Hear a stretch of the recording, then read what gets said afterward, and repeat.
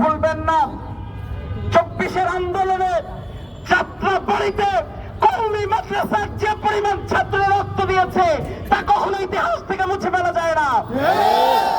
আপনারা এই গ্রেফতারের মাধ্যমে কি বোঝাচ্ছেন?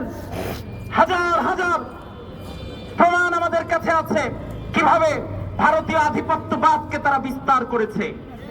আমরা কোনো সহিংসতা চাই না। আবারও বক্তব্য বলছি, আমরা এভাবে কোনো সহিংসতা চাই না। তার মানে এই না যে বিল্ডিং ভাঙ্গার জন্য আপনি গ্রেফতার করছেন, প্রক্ষান্তরে শরীফ ওসমান হাদিকে যারা হত্যা করলো তাদেরকে গ্রেফতারের কোনো অগ্রগতি নাই।